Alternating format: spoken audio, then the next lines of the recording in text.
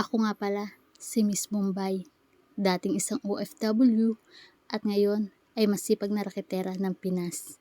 At dahil may humiling ng mga ingredients ng aking puto cake, kaya naman ipapakita ko ito sa inyo. May nagsasabi na bakit ko daw isi-share ang recipe ng aking puto cake, baka daw gayanin. Sabi ko naman, napanood ko rin lang naman ito, i-share nga niya, ako pa ba naman ang hindi mag-share? Okay lang na gayanin nila, at least marami kaming kikita, hindi ba? Sabi nga sharing is caring. Naglagay na nga pala ako ng 3 tasa ng cake flour. Kung itatanong nyo sa akin kung pwede bang all-purpose flour o kung anumang klase ng flour ay hindi ko po masasagot kasi ito pa lang yung aking nasubukan, kaya naman hindi ko alam kung pwede ba yon. Pagkatapos ay naglagay din ako ng 1½ cup ng asukal. White sugar nga pala yung gamit ko para naman white na white din ang ating puto cake. Sinasala ko lang yan para sure na walang buo-buo.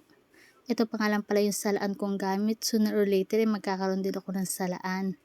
Naglagay din ako ng 1 tablespoon ng baking powder, pati na rin ang konting asin.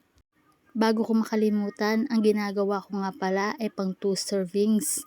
2 na po ang magagawa niyan. Kung isa lang po ang pa-order nyo, ay kayo na po ang bahalang maghati. Ganun lang po din kasi yung ginagawa ko. Naglagay na rin ako ng 1½ cup ng gatas. Iba po ang gamit ko at nilagyan ko na rin ng 1½ cup ng tubig. Sa video nga palang napanood ko ay mas marami yung nilagay niyang tubig kaysa sa gatas. Pinagpalit ko lang po, kayo na lang po ang bahala kung anong gusto ninyo. Pagkatapos ay hinalo-halo ko lang. Okay lang naman po na ma-overmix yan, wala naman po yung magiging kaso sa ating lulutuin. Halo-halo lang po hanggang sa matanggal lahat ng mga buo-buo. Sa magtatanong din po kung bakit medyo pricey ang aking cake o ang aking puto cake kasi naman po ay sobrang mahal na ng bilihin. Kung susumahin nga lang po ay talagang napaka-konti lang po talaga ng tutubuin. Yun nga lang po ay nag-i-enjoy ako sa aking ginagawa. At ngayon naman ay gagawa na tayo ng mirang. Hindi ko pa kayang ipakita sa inyo ang pag-separate ko ng pula at puti kasi naman talagang nahihirapan pa ako. Hindi ko pa siya gamay. Ayun na nga, at atin mo nang binati ang itlog. Hindi ko rin po alam kung pwede sa hand mixer. Binati ko na nga palang itlog, tapos inilagay ko na yung suka. Dahil po wala tayong cream of tartar. Tapos nilagay ko lang din po yung asukal, 1½ cup po yun. Dahan-dahan lang po kasi baka masira ang ating mirang. At pagkatapos ay pagmimixin na po natin ang ating mirang dun sa ating po kaninang ginawa. Ang paraan nga po pala ng pagmimix ay pa-fold-fold lang. Hindi nyo po pwedeng haluin ng basta-basta.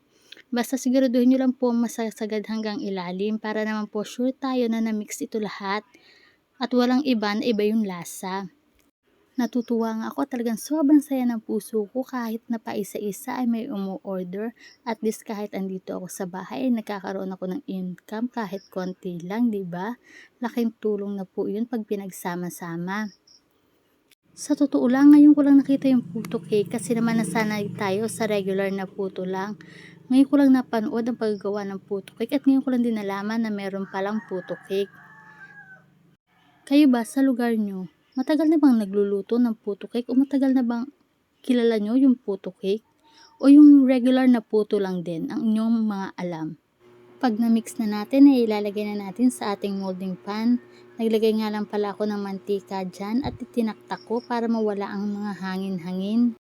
Kung may parchment paper kayo ay mas maganda. Ayan na nga at nilalagyan ko na rin ng keso. Paikot ko itong nilalagyan para sure ako na meron lahat.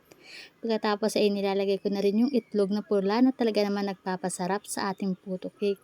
At dyan, nakasalang na. Wait lang po tayo ng 30 minutes at meron na tayong puto cake.